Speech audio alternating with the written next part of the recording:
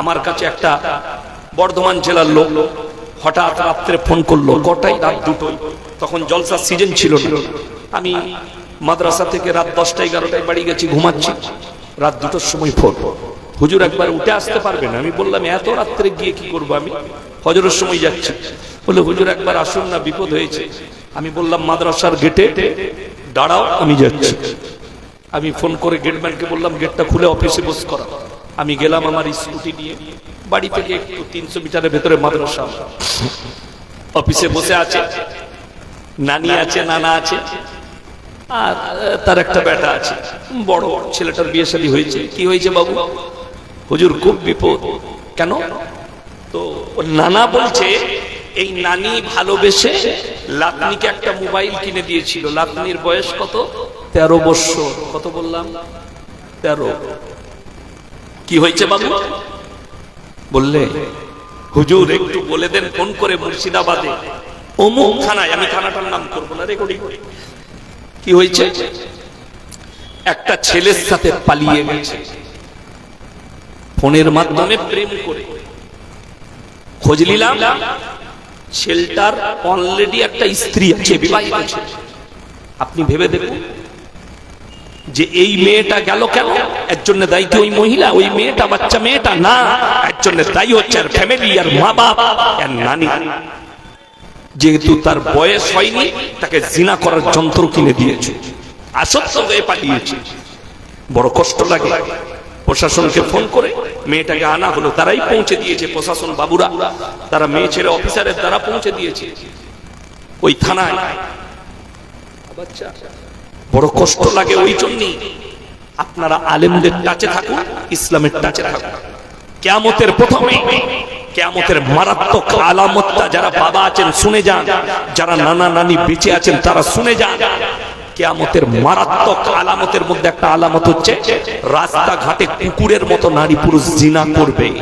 এটা কিয়ামতের আলামতের মধ্যে একটা আলামত। সেই আলামত প্রকাশ হতে চলেছে। গতকালকে দেখলাম মোবাইলে একটা বগল কাটা জামা পরে একটা মেয়ে, এইটুকু পোশাক পরে আছে, তার জাং ফাং পা গোটাই বেরিয়ে আছে। একজন বাবার সঙ্গে ভ্যাস হচ্ছে, তার সঙ্গে তর্কতর্কি। কি?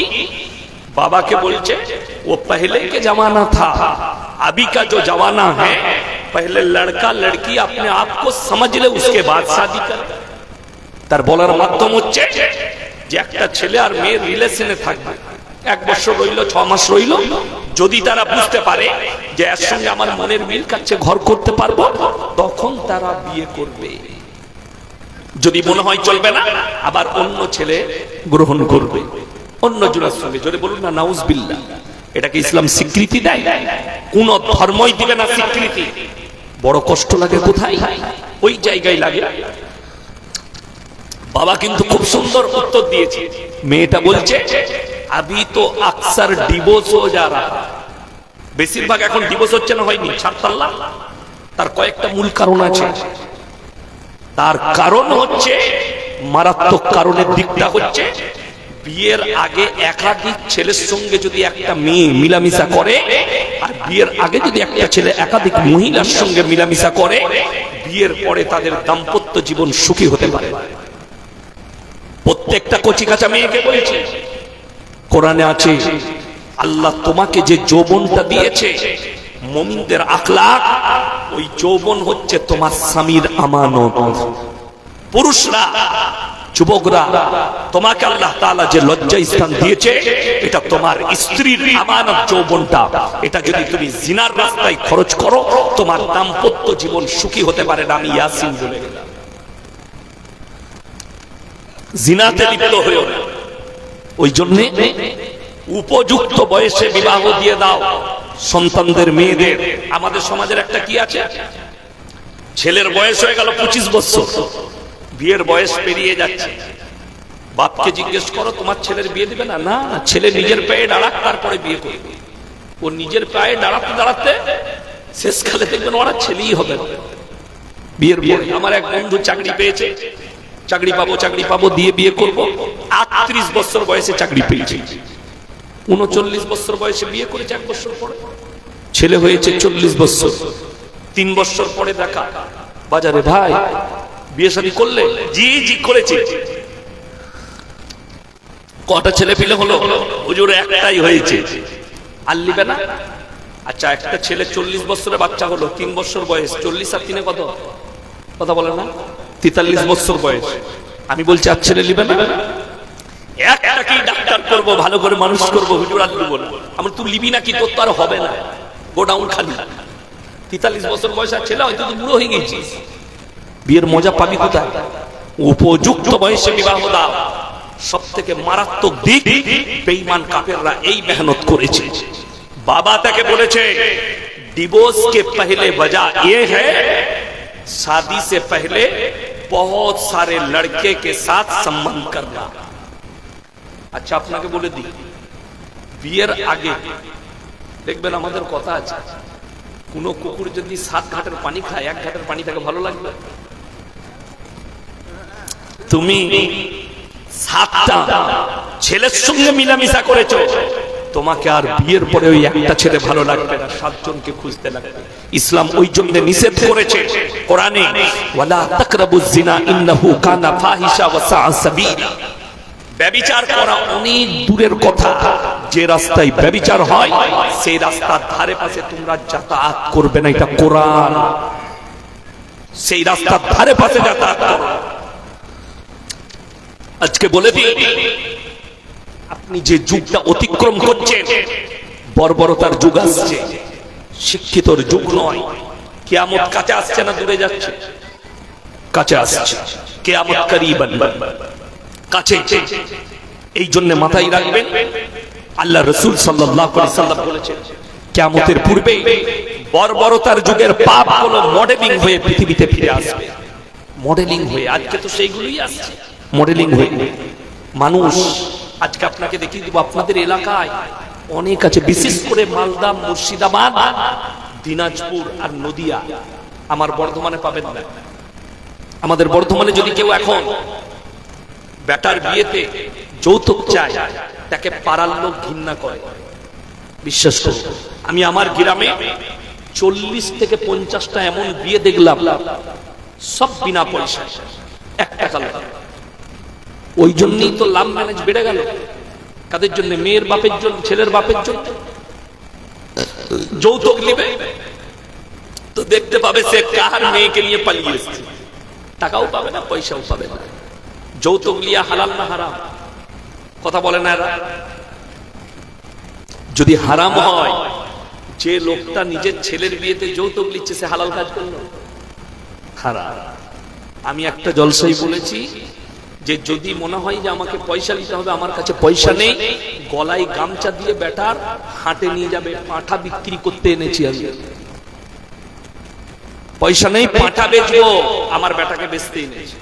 আরে আমার যখন বিয়ে হয় আমার শ্বশুর জিজ্ঞেস করেছে, আমার স্ত্রীকে বলেছে, আমার নিজের ফুপা হয়, জামাইকে জিজ্ঞেস করবে ক মিটার ছিট লাগবে ঈদে। আমি বললাম যে তোমার আব্বাকে বলবে যে তোমাদের গ্রামের লোকের ক মিটার লাগবে, আমি বর্ধমান থেকে ধরিয়ে দেবো, টেনে নিতে বলবে। আল্লাহ দিয়েছে, থাকবে না ছিঁড়া জামাটা কেচে কচালে ঈদের নামাজ পড়বে।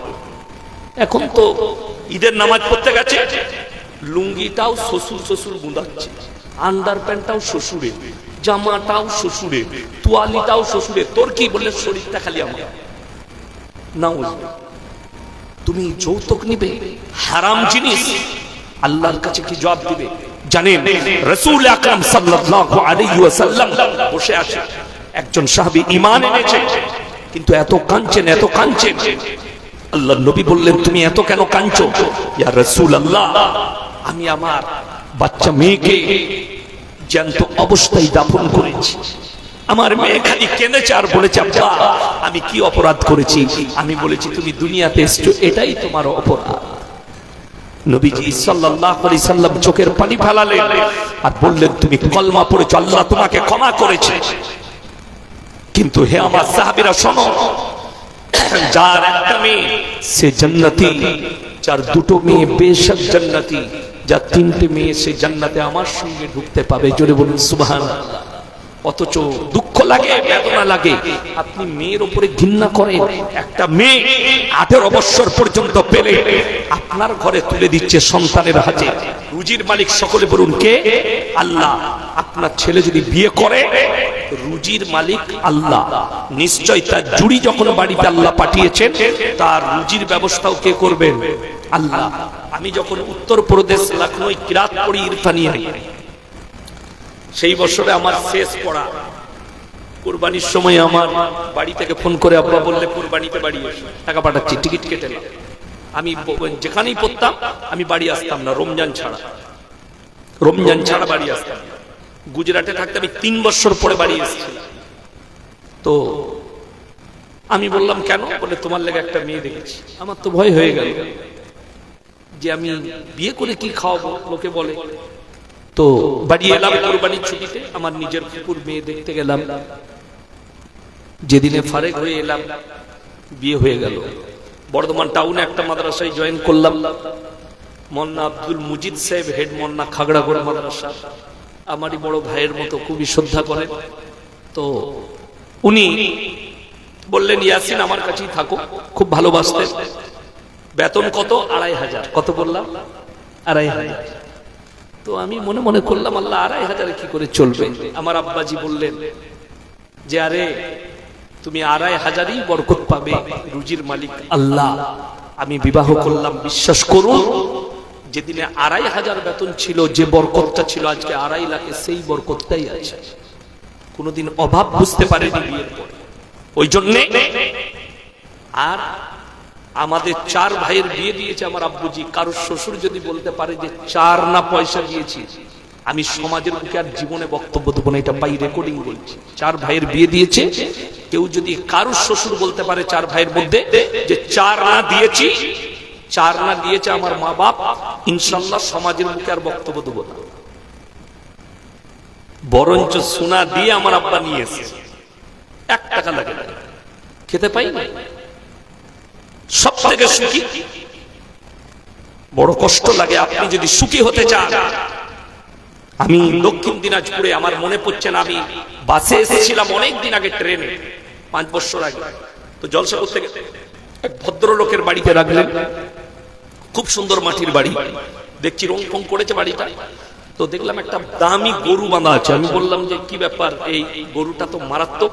বললে হুজুর আমার মেয়ের বিয়ে, তাই আমি গরুটা কিনেছি, খানা হবে, 2 দিন পরেই বিয়ে আছে, জলসার পরে। আমরা আচ্ছা আচ্ছা।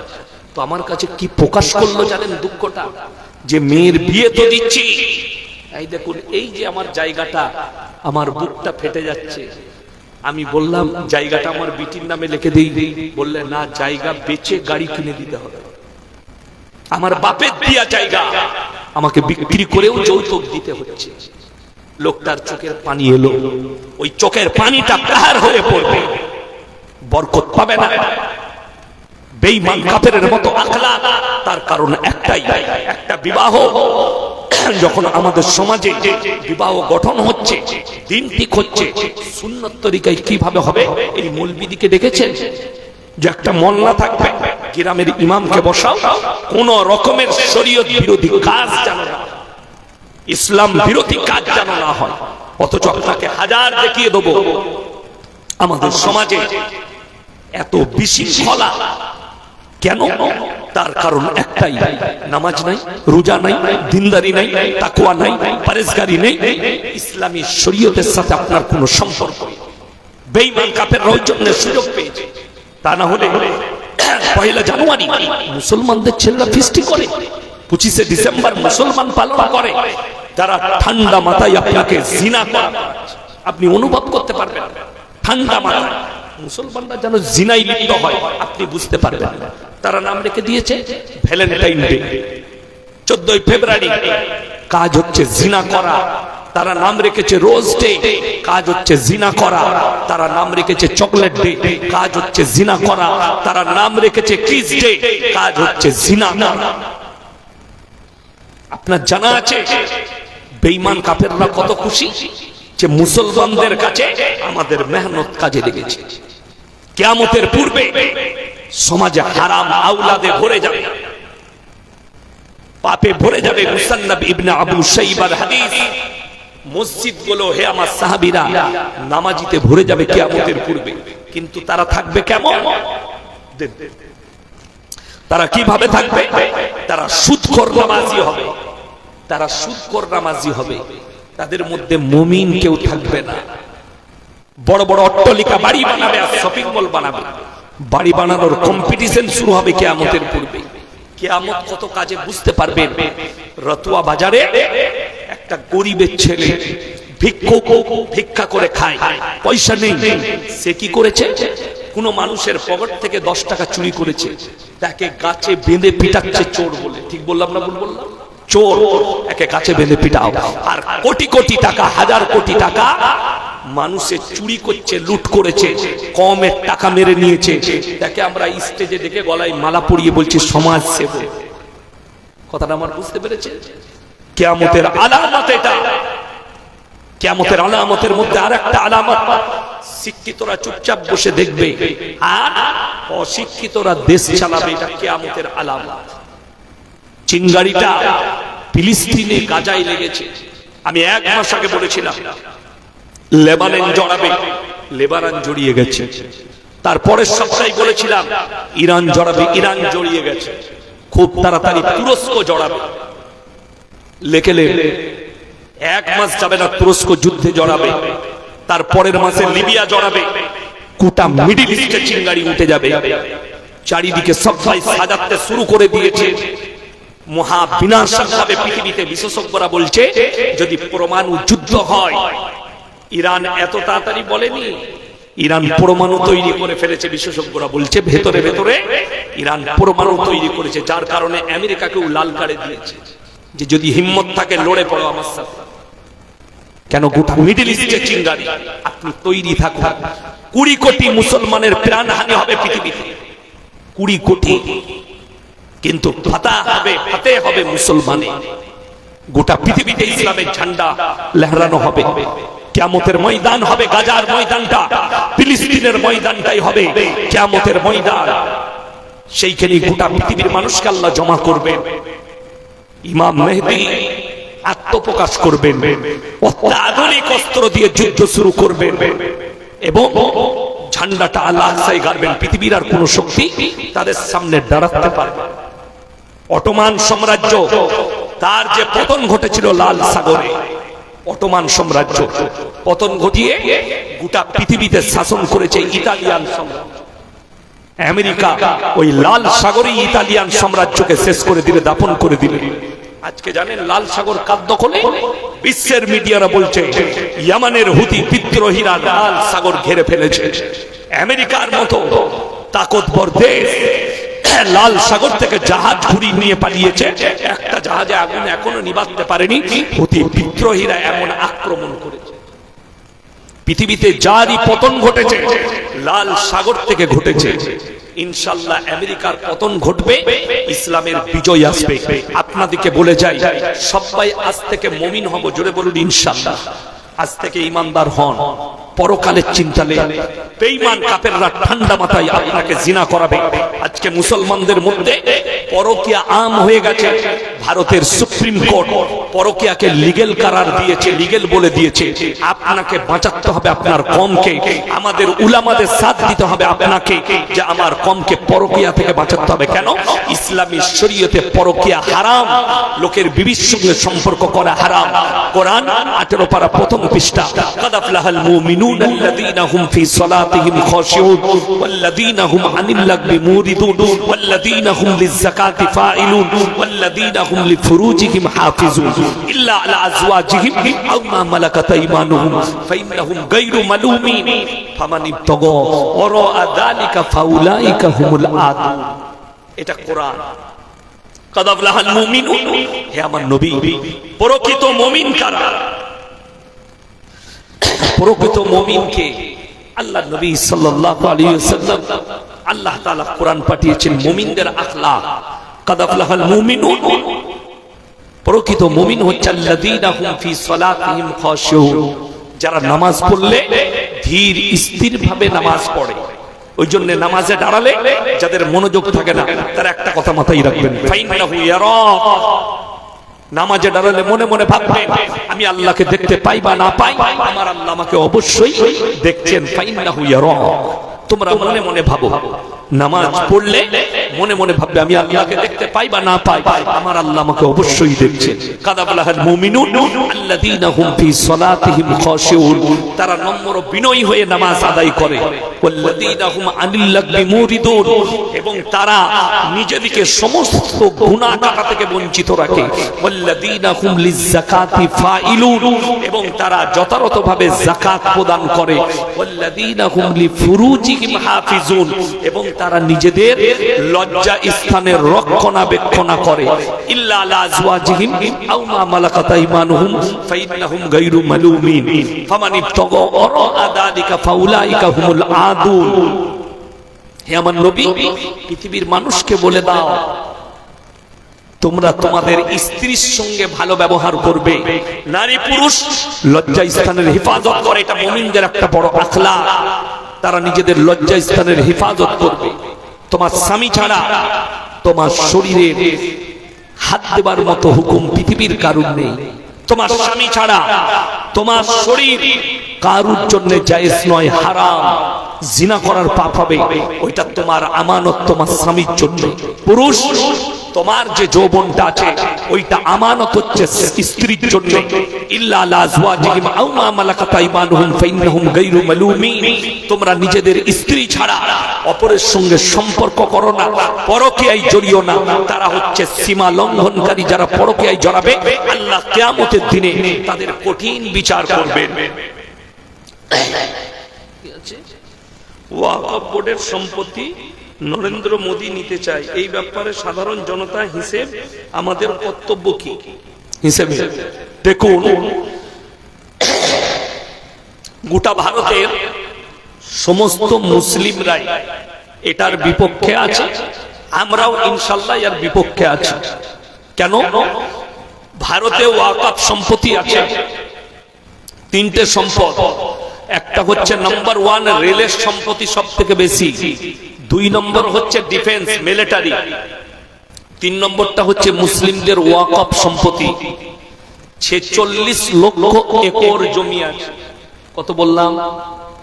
46 লক্ষ একর জমি মুসলিমদের আছে গোটা ভারতবর্ষ জুড়ে। এতটা কার নেই। এগুলো কারা দিয়েছে? আমাদের বাপদাদরা পূর্বপুরুষরা ওয়াকফ করেছে আল্লাহর রাস্তায়, আল্লাহর রাস্তায় দিয়েছে। সরকার কি করতে চাইছে বলে দিই, তাদের নিয়ম বলি। তারা এইটা হস্তক্ষেপ করবে এবং এই বোর্ডটা এর ক্ষমতাটা সম্পূর্ণ যাবে কার কাছে? ডিএম এর কাছে, এসডিওর কাছে। তারা চাইলে ধরে নেন, সে এসে আপনার গ্রামে বলল এই জায়গায় সরকারি একটা কোন প্রকল্প হবে, আপনার এই মসজিদটা ভেঙে আমরা এখানে প্রকল্প করব, আপনারা অন্য জায়গা দিচ্ছি, টাকা দিচ্ছি, মসজিদ করলে। এটা কখনো মেনে নিয়ে যায়? কখনো নয়। আপনার মাদ্রাসা আছে, কেউ গ্রামের লোক দান করেছে, তারা এসে বলবে মাদ্রাসাটা ভেঙে সরিয়ে দাও। শুনেলেন, এইটা হচ্ছে নাম্বার 1 প্ল্যান। আর এই প্ল্যানটা হয়েছে আদানি আর আম্বানির জন্য। মুকেশ আম্বানির যে বাড়িটা আছে ওই বাড়িটা ওয়াকফ সম্পত্তির ওপরে আছে।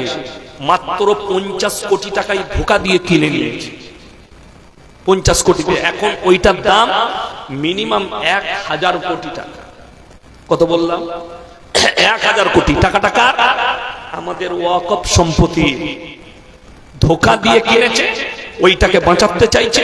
আর কিছু মুসলিমদের জমিগুলো, জায়গাগুলো, এগুলো আদানিকে দিয়ে দিবে, তুমি তোমার ফ্যাক্টরি তৈরি করো আমাদের কাছ থেকে। এই কাজ করতে চাইছে। আমরা বেঁচে থাকতে ইনশাআল্লাহ আমাদের ওয়াকফ সম্পত্তির হেফাজত করব। জোরে বলুন ইনশাআল্লাহ। কখনো এর বিরোধিতা করবেন না। মুর্শিদাবাদে প্যান্ডেলে আল্লাহু আকবার কেন্দ্র করে, আচ্ছা, 5 জন 5 দিন ধরে ইন্টারনেট বন্ধ। এই ব্যাপারে দেখুন, সরকার কারা করেছে জানি না, যে লিখেছে মারাত্মক একটা অপরাধ করেছে। শুনলাম আমি কিছু মানুষকে অ্যারেস্ট করা হয়েছে। তবে সব থেকে প্রথমে প্যান্ডেলওয়ালাকে অ্যারেস্ট করা দরকার, লাইটওয়ালা যিনি ডেকোরেটর আছে। যে তুমি যে লাইটটা লাগালে এর পেছনে বড় মাথাটাকে আছে, এটা কিন্তু কম্পিউটারে টাইপ করা হয়েছে, তারপরে ওইখানে ফিট করা হয়েছে। ওই ডেকোরেটরকে আগে অ্যারেস্ট করতে হবে পুলিশে। এবং আমি মুসলিমদিকে বার্তা দেবো, শান্তি বজায় রাখুন, প্রশাসনের ওপরে আস্থা রাখুন, সরকারের ওপরে। আমরা ন্যায় বিচার চাই যে করেছে, এবং এটার জন্য গোটা কমিউনিটি দায়ী নয়, এটার জন্য গোটা হিন্দু কম দায়ী নয়, যারা করেছে তারা অপরাধী। এটার মানে এটা নয় আপনি মন্দির ভাঙচুর করবেন, কারোর ঠাকুর ভাঙচুর করবেন, কারো প্যান্ডেলে আগুন দিবেন, এটা ইসলাম স্বীকৃতি দেয় না। আপনি প্রতিবাদ করুন, আল্লাহর নামে বলেছে। তো আপনি যদি বলেন হুজুর প্রতিবাদটা কি করবো, আরে তার লেগে বদদুয়া করুন প্রতিবাদ, তার লেগে থানায় গিয়ে প্রোটেক্ট করুন প্রতিবাদ, তাকে অ্যারেস্ট করার কথা বলুন প্রতিবাদ। আল্লাহর নবী সাল্লাল্লাহু আলাইহি সাল্লামকে বেঈমান কাফেররা গালি দিয়েছে না দেয়নি? কথা বলেন। তয়েফের মাটিতে নবীজিকে রক্তাক্ত করা হয়েছে না হয়নি? তারপরও নবীজি তাদের জন্য দোয়া করেছেন না বদদুয়া? দোয়া করেছেন। আমাদেরকে দোয়া করতে হবে, এই কাজ যিনি করেছেন আল্লাহ তাকে হিদায়াত দাও, জোরে বলুন আমিন। যদি তার তাকদীরে হিদায়াত লেখা না থাকে, আল্লাহ তাকে তুমি দুনিয়ায় আখিরাতে ধ্বংস করে দাও, বলুন আমিন। বাকি আল্লাহ নবী সাল্লাল্লাহু আলাইহি সাল্লাম মক্কা বিজয় করেছেন। কি করেছেন বললাম? মক্কা বিজয়। 5টা অর্ডার করলেন। নাম্বার 1, বৃদ্ধকে মারতে পাবে না। নাম্বার 2, বৃদ্ধকে মারতে পাবে না। নাম্বার 3, শিশুকে মারতে পাবে না। নাম্বার 4, আত্মসমর্পণ করলে মারতে পাবে না। নাম্বার 5, কাবা ঘরে প্রবেশ করলে মারতে পাবে না। এই এলান করার পরে দলে দলে বেঈমান কাফেররা নবীজির কাছে ইসলাম কবুল করেছেন, জোরে বলুন সুবহানাল্লাহ। আল্লাহর নবী মক্কা নগরীতে এলান করলেন, আমি আল্লাহর নবী দয়ার নবী, ক্ষমা করতে জানি, দয়া করতে জানি, ময়া করতে জানি, বদলা নিতে জানি না, জোরে বলুন সুবহানাল্লাহ। আর আপনি বদলা নিতে চাইছেন।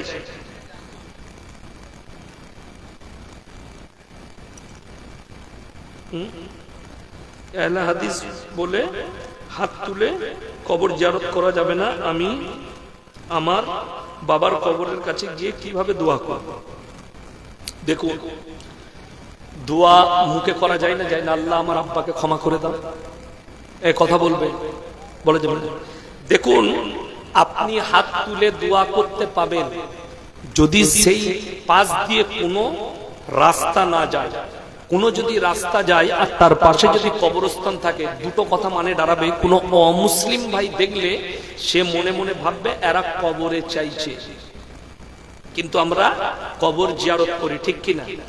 ওই জন্যে কবরে হাত তুলে না দোয়া করাটাই উত্তম, যাতে কোনো অমুসলিম দেখে এটা না বুঝতে পারে যে সে কবরে ভালো মন্দ চাইছে। আপনি হাতটা বেঁধে দিয়ে কোরআন পড়ুন, যেটা পড়ার পড়ুন, দোয়া দরুদ পড়ুন, দিয়ে মুখে মুখে বলুন আল্লাহ আমার আব্বাকে জান্নাতি করে দাও, আল্লাহ আমার আব্বার কবরের আযাবকে মুক্তি দান করো। কথাটা বুঝতে পেরেছেন না পারেন?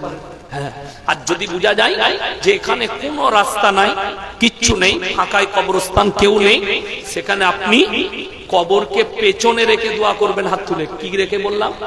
পেছনে রেখে। যদি কবরের সামনে করেন, যদি কেউ দেখে তা বলবে আমি ইয়াসিন সাহেব, আমার আব্বা মারা গেছে, ধরে নেন, এখনো জীবিত আছেন, আল্লাহ হায়াত দেখ, বলুন আমিন।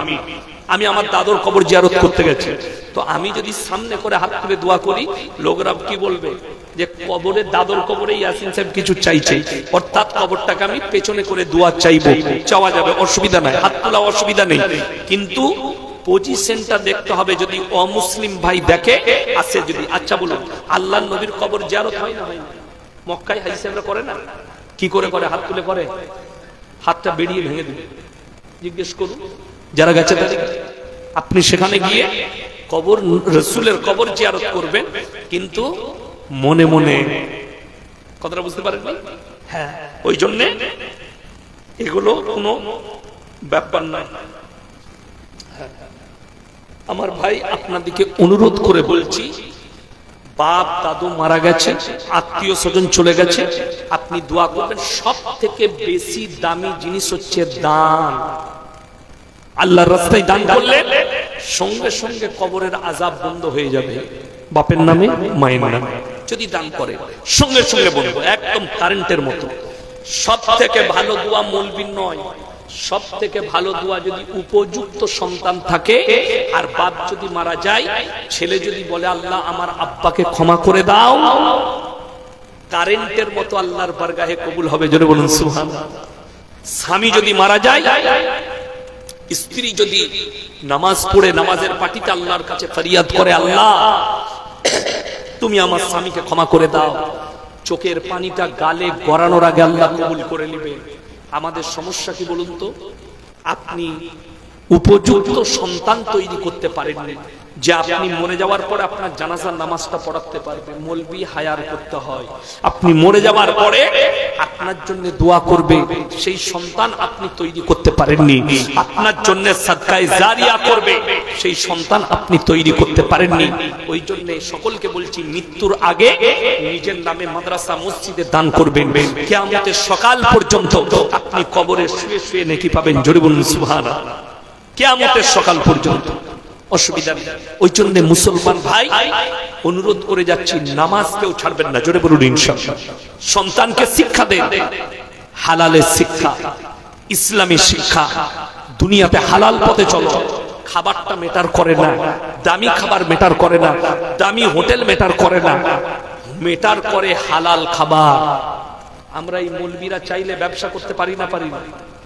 কথা বলে না? পারি। কিন্তু আমাদের দ্বারা মিথ্যা বলা হবে না। অনেক মানুষ আছে না, কি করে, যারা আলু পেঁয়াজ বিক্রি করে, যারা দোকানে মাল ওজনে বিক্রি করে, অনেকজন কি করে, চিকচিকি সমেত চাপাই। চাপাই না? চাপাই না? চিকচিকিটা যদি 5 গ্রাম ওজন হয়, চিকচিকিটা আগে ওজন করে নিতে হবে, তারপরে মাল দিতে হবে। তা না হলে আপনি যদি তাকে ধোকা দেন, কিয়ামতের দিনে ওই 5 গ্রামের নেকি কেটে তাকে দেওয়া হবে। আমাদের কাছে ছোট জিনিস অথচ বড় পাপ। আপনি দাড়ি মারছেন, 1 গ্রাম বেশি দিবেন মাল, কিন্তু কেউ কম দিবেন না। কিয়ামতের দিনে আপনাকে পাকড়াও করা হবে। আল্লাহ সব দেখছেন না? দেখেননি? সব জানেন। ওই জন্য সাবধান, আপনি মাল দিলে কম দিবেন না। যেমন আমাদের কিছু মানুষের অভ্যাস আছে, রতুয়া বাজারে আপনার সাথে দেখা হয়েছে, ভাই আমি টাকা আনতে ভুলে গেছি, 500 টাকা দে তো, ঘরে গিয়ে নিয়ে নিবি জোহরের পরে। বেচারা দিয়ে দিল, জোহর চলে গেল, আসর চলে গেল, মাগরিব গেল, এশা গেল, তারপরের দিন জোহর চলে এলো। বলে ভাই যে টাকাটা দিলি না, যে ও টাকাটা ও তো মাগরিবের সময় নিয়ে নিস, ঘুরিয়ে আবার মাগরিবের টাকা দিবার না। এরকম 15 দিন কেটে গেল। ই দেখলে আচ্ছা চোর লোক কত আর চাইবো, ও চাইবো। এরকম মাল আছে না? গাদা লোক আছে, সে আর চাইলো না। ই মনে করলো আমার কাছে টাকা চাইলো না মানে আমি বেঁচে গেলাম। তুমি লিখে রেখে দাও, কিয়ামতের দিনে তোমার নেকি কেটে নিয়ে তাকে দেওয়া হবে। তুমি সেদিনে বুঝতে পারবে আমি কত বড় দুনিয়াতে ভুল করেছি। 500 টাকাটা কিছুই নয়, এটাকে আপনি সামান্য ব্যাপার মনে করেন, কিন্তু মারাত্মক ব্যাপার কিয়ামতের ময়দানের জন্য, কিয়ামতের দিনের জন্য মারাত্মক ব্যাপার। আপনি পরকীয়াটাকে সামান্য ব্যাপার মনে করছেন, কিন্তু এই পরকীয়ার কারণে আপনি আটকে যাবেন। মারাত্মক ব্যাপার। বেঈমান কাফেররা তো এটাই চায়, এদের আখলাক চরিত্র নবীজির কাছ থেকে সরে যায়, রাসূলের কাছ থেকে। অথচ আজকে দেখুন সব মুসলমানরা জানে পর্দা করা কি। কথা বলে না? পর্দা করা কি ফরজ, সবাই জানে ফরজ। অথচ আমাদের মা বোনরা আজকে পর্দা করে, বাজারে যাচ্ছে বেপর্দা, দোকানে যাচ্ছে বেপর্দা, রাস্তায় বের হচ্ছে বেপর্দা। বহু জায়গায় দেখেছি আসরের পরে তো ঘরের বাইরে রাস্তায় বসে গল্প করে মেয়েরা, মাথার কাপড় খুলে। অথচ কোরআনে আছে ওয়াদরিবুহুমুরিহিন্না আলা জুনুবিহিন, হে নারী তুমি পর্দা নির্ধারিত করো, তোমরা কোনোদিন ধর্ষিতা হবে না, তোমরা কোনোদিন লাঞ্ছিত হবে না। এটা ইসলাম বলছে, কোরআন। অথচ কই, আপনার মায়ের গায়ে কাপড়, আপনার বোনের গায়ে কাপড়। একটা কলা যদি মানুষ বাজারে ছিলে বিক্রি করে, সেটাই মাটি বসার কারণে আর সমাজের লোক কিনবে না, কলাটা খারাপ হয়ে গেছে। ঠিক কিনা কথা বলে? অথচ আমার মাদের ইজ্জত এত বেশি। কোরআনে একটা সূরা অবতীর্ণ করা হয়েছে মেয়েদের নামে, সূরা নিসা 4 পারায় বাজাবটা সূরা অবতীর্ণ হলো। মেয়েদের ইজ্জত দিয়েছে ইসলাম, পৃথিবীতে আর কোন ধর্ম দিতে পারে না। সবাই বলেছে ন্যান্ত করে দাও, আর ইসলাম বলেছে ঢেকে দাও। এটা ঢাকার জিনিস, খোলার জিনিস নয়। অথচ আজকে আমাদের মেয়েরা স্কুল কলেজে গিয়ে এরা বলছে মডেলিং এর যুগ পেয়েছে। মৌলবীরা কি জানে? কে বললো বোরকা পরতে হবে, কে বললো ঢাকতে হবে? আরে কোরআন বলছে, আমার আল্লাহ বলেছে মেয়েরা নারী ঢেকে দাও। রাসূল আকরাম সাল্লাল্লাহু আলাইহি সাল্লাম রাস্তা দিয়ে যাচ্ছেন, একটা একটা মেয়ে সেকে হাতেম তায়ের বিটি, মাথায় কাপড় নেই, নবীজি নিজের মাথার পাগড়িটা খুলে ঢাকা দিয়েছে। সাহাবীরা বললেন ইয়া রাসূলুল্লাহ, এটা মুশরিকের বিটি। নবীজি বললেন আমি আল্লাহর নবী, মেয়েদের মাথা ঢাকতে এসেছি, খুলতে আসিনি। জোরে বলুন সুবহানাল্লাহ। আল্লাহর নবী মুশরিকের বিটির মাথায় কাপড় চাপিয়েছে, আর অথচ আপনি নিজেকে মুমিন বলছেন, আর আমাদের বিবির মাথায় কাপড় থাকবে না। এটা কিরকম শোভনীয়? অশুভ কাজ। প্রত্যেকটা মেয়ে যারা স্কুলে যাচ্ছে তাদেরকে হিজাব পরিয়ে পাঠান। সবাই পাঠাবেন তো? জোরে বলুন ইনশাআল্লাহ। আল্লাহ আমাদের মা দিকে হেফাজত করুক, আমার বোন দিকে হেফাজত করুক, আমাদের সমাজকে আল্লাহ হেফাজত করুক। আজকে বড় কষ্ট লাগে, গোটা সমাজ তাকিয়ে দেখুন, জীবন ব্যবস্থা পাল্টিয়ে যাচ্ছে। পরকীয়া শুধু নয়, সমকামী বেড়ে যাচ্ছে। এই সমকামীটা আজকের পাপ নয়, রাসূলের যুগের পাপ নয়, হযরতে লূত নবীর কওমের পাপ আজকে আমাদের কাছে এসে দাঁড়িয়ে যাচ্ছে। কেন? এটা বর্বরতার যুগ অতিক্রম করছে। নামাজ তো পড়বে, এখন বহু যুবক এই মোবাইলের উপরে আসক্ত হয়ে বহু যুবক কি করছে? নামাজও পড়ছে আর হস্তমৈথুনে যুক্ত হচ্ছে। কেন? তাদের উপযুক্ত বয়সে বিবাহ না দেওয়ার, ছেলে মেয়েরা জিনায় লিপ্ত হচ্ছে উপযুক্ত বয়সে বিবাহ না দেওয়ার কারণে। অথচ আমরা এগুলোকে গুরুত্ব দিই না। আর বহু মেয়ের বিয়ে দিতে পারছে না বাবা, তার কারণ হচ্ছে তার কাছে পয়সা নেই, যৌতুক দিতে পারবে না। যৌতুক না হলে বিয়ে হবে না। হে আমার যুবক, যদি কোনো বাপ বলে যৌতুক নেব, তুমি সেই বাপের কথা না শুনে তুমি বিয়ে করে নাও, তোমার কোনো পাপ হবে না। আমি ইয়াসিন ফতোয়া দিয়ে গেলাম, বিনা পয়সায় বিয়ে করো। তুমি কেন পাপ করতে যাবে? আচ্ছা আপনি বলুন, আপনি যে 50,000 টাকা বললেন আর 3 ভরি সোনা বললেন, ওই সোনাটা আপনি নেবেন না আপনার বৌমা পড়বে? কথা বলেন না, কে পড়বে? বৌমা পড়বে তো, বৌমার কাছে থাকবে তো, আপনার ছেলে উপভোগ করবে তো। তাহলে টাকা আপনি তার লেগে, সন্তানের লেগে নিজে পাপ করবেন, বৌমার সোনাটা পড়বে, বৌমার কাছে থাকবে, আর আপনি পাপ করবেন? আরে 1 পয়সা লাগবে না, তোমার মেয়েকে দিলে তোমার মেয়ে থাকবে, তুমি খুশি করে যা দিতে পারো। যদি কেউ খুশি করে মেয়েকে জামাইকে কিছু দেয়, সেটা আলাদা ব্যাপার, ব্যতিক্রমী, কোনো অসুবিধা নেই। আপনি কেন সন্তানের লেগে পাপ করবেন?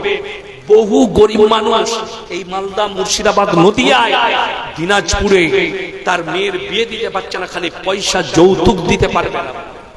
আরে আপনি যান, মৌলভী সাহেবকে ডাকুন মসজিদে গিয়ে। রাসূলের যুগে মসজিদের ভেতরে নিকাহ হতো। মসজিদে গেলে 6টা 7টা লোক নিয়ে যান, ছেলের বিয়ে দিয়ে নিয়ে চলে আসুন। 3টে কাপড় নিয়ে যান, 1টা কাপড় পরিয়ে নিয়ে আসুন, 2টো কাপড় থাকবে। যদি তার বাপের ইচ্ছা যায় তাকে দিবে 2টো কাপড়। বাপ যদি মনে করে কিছু দিব, মেয়েকে দিবে। আপনি কেন চাইবে? খাট চাই, পালং চাই।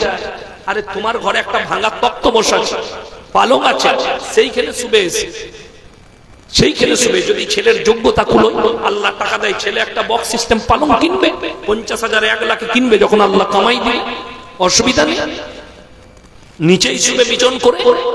কিন্তু মরে যাওয়ার পরে আপনি আল্লাহকে কি জবাব দিবেন? যে আমার ছেলের জন্য আপনি ইমানদারির সঙ্গে বলুন তো, আপনি কবরে শুয়ে গেলে আপনার ছেলে পাশে দাঁড়িয়ে থাকবে, আমার আব্বার কি হচ্ছে দেখবো? কথা বলেন। আরে আপনার জানা নেই, সবাই তাড়াতাড়ি করবে, মাটিটা আগে দিয়ে ঘর যাবো, বাড়িতে কাজ পড়ে আছে। ঠিক বললাম না বোন? বললাম। আপনি কবরে থাকবেন, ওয়ান্নাজিয়াতি গরকান ওয়ান্নাশিতাতি নাশতা। আমি কসম খাচ্ছি, ওই ফেরেশতা তোমাকে কবরে শোয়ানোর পরে দ্রুত গতিতে আমার ফেরেশতারা পৌঁছায়, আর তোমার বাঁধনগুলো খুলে দিয়ে তোমাদের কাছে প্রশ্ন উত্তর করে। কোরআন এটা। তোমার পরিবার পাশে দাঁড়িয়ে থাকবে না, তোমার বেটা বসে থাকবে না, আমার আব্বার সওয়াল জবাব হবে। আমার আব্বা যৌতুক নিয়েছে, আমার আব্বাকে প্রশ্ন করবে, আমি উত্তর দেবো যে না আমি নিয়েছিলাম। ওই সুযোগটা নাই কবরে। ওই জন্য ভেবে চিন্তে কাজ করবেন। যারাই শুনছেন আমার বক্তব্য, তাদেরকে অনুরোধ করে বলে যাচ্ছি, বেটার বিয়ে দিবেন বিনা পয়সায়, আল্লাহ তকদিরে যেটা রেখেছে ইমানদারির সঙ্গে বলুন। কেউ যদি 1000 কোটি টাকা নিজের সন্তানকে দিয়ে যায়, আর তার তকদিরে যদি ভিক্ষা করা লেখা থাকে, আপনি এই তকদিরটা মিটাতে পারবেন যে ভিক্ষা করবে না? কথা বলেন। আচ্ছা মুকেশ আম্বানিরা ক ভাই জানা আছে কারো? 2 ভাই। ক ভাই বললাম? দু ভাই বীরুভাই আম্বানির দুটো ছেলে, মুকেশ আম্বানি আর অনিল আম্বানি। অনিল আম্বানির নাম শুনেছেন? খুব কম, তার পয়সা খুবই কম, কিন্তু মুকেশ আম্বানি বড় লোক, তার ভাই তার এক কোন লয় পয়সা পেয়ে। তাইলে দু ভাই সমান হলো না কেন? বাপ তো সমান সম্পত্তি দিয়েছিল। এইটার নাম তাকদীর, এইটাকে বিশ্বাস করতে হবে। যদি টাকা মানুষের কাছে থাকে, আপনি আমার এলাকায় চলুন, আমি যখন ছোট ছেলে তখন দেখেছি 150 বিঘে জমির মালিক। কত বললাম? 150 বিঘে। আজকে তাদের ছেলেদিকে দেখিয়ে দেবো, এই দেখো বাজারে চায়ের কাপ ধুচ্ছে, চায়ের কাপ। এইখানে আল্লাহকে চিনতে পারবে। তাদেরকে দেখি আর দুঃখ প্রকাশ করে, আল্লাহ তুমি কত মেহেরবান, কত ভালো রেখেছো। 150 বিঘে জমি, চায়ের কাপ ধুচ্ছে। আপনি আমার সাথে চলুন, রাইস মিলের মালিক, 250 বিঘে সম্পত্তির মালিক, আড়াই কাটা জায়গা নেই। আমার এলাকায় বর্ধমানে দেখিয়ে দেবো আপনাকে, আড়াই কাটা নেই, দেখিয়ে দেবো। ভাঙা ঘরে বাস করছে। এর নাম আল্লাহ। বাপ এত দিয়ে গেল, রইল না। আল্লাহ যদি সম্পদ দেয়, আপনার ছেলের তকদিরে লেখা থাকে, পৃথিবীর কেউ মিটাতে পারবে? কথা বলেন, মিটাতে পারবে না। ওই জন্য সবাই নিয়ত করুন, আমরা যৌতুক কেউ লুবো না। জোরে বলুন ইনশাআল্লাহ। এই হারাম কাজ করবেন না, ওই জায়গায় যাবেন না। সন্তান মানুষ করেছে, বিনা পয়সায় এলান করুন বিয়ে দেবো। যারা যৌতুক নিচ্ছেন, কবরের আযাব থেকে মুক্তি পাবেন না, বিনা পয়সায় বিয়ে দেন। আমি আমার গ্রামের কথা বললাম, চলুন। রেকর্ড পশ্চিম বাংলায় আমার গ্রাম 4,500 বাড়ি আছে মুসলিম। কত বললাম? 4,500। মসজিদ কটা হতে পারে? একটাই মসজিদ। কোন ওয়াক্তিয়া মসজিদ কোন পাড়াই নাই, একটাই মসজিদ, একটাই সমাজ। আমার আব্বা মসজিদ, আব্বাজি মসজিদের সেক্রেটারি। আমার মাদ্রাসার যিনি সেক্রেটারি, তিনি মসজিদের মোতাওয়াল্লি সাহেব। আমার মাদ্রাসার মেম্বার যতগুলো আছে সব রাইস মিলের মালিক। বেটার বিয়ে দিচ্ছে 1 টাকা লাইন। আপনি চলুন আমার গ্রামে 4খানা রাইস মিল আছে, তারা এত বড় লোক। আপনি যদি কেউ বলে দেয় যে তাদের বাড়ির মেয়েরা বাজারে ঘুরে বেড়ায়, আমি ইয়াসিনের বক্তব্য দেব। অত বড় লোক, ধনী। রঞ্জ রিভারের গাড়ি আছে, ওডির গাড়ি আছে তাদের বাড়ি। এত বড় লোক, 4খানা রাইস মিল। কিন্তু এত ভদ্র ফ্যামিলি, তাদের মেয়েরা বাজারে পর্যন্ত যায়, গ্রামের লোক তাদের মুখ দেখতে পায়। বড় কষ্ট লাগে। বিনা পয়সায় ছেলের বিয়ে।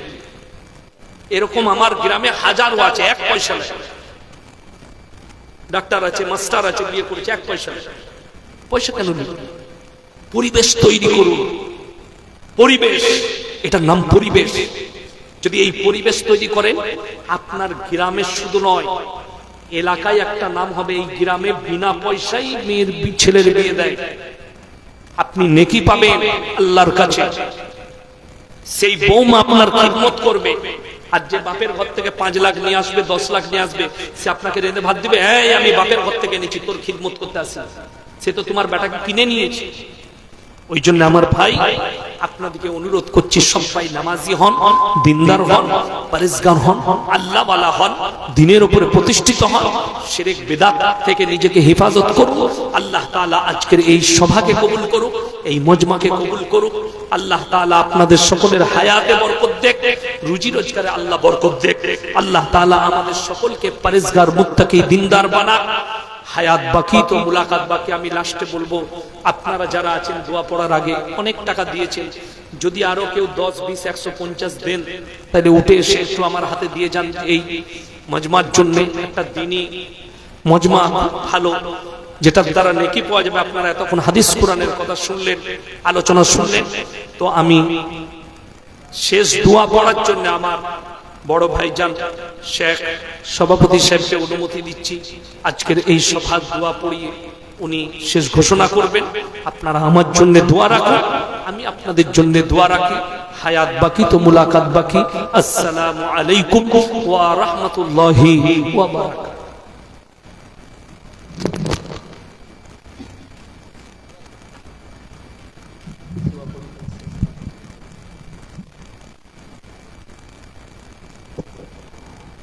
মজলিস শেষের একটি দোয়া আছে, আমরা সকলে বলবো। সুবহানাকা আল্লাহুম্মা ওয়া বিহামদিকা আশহাদু আল্লা ইলাহা ইল্লা আনতা আস্তাগফিরুকা ওয়া আতুবু ইলাইক।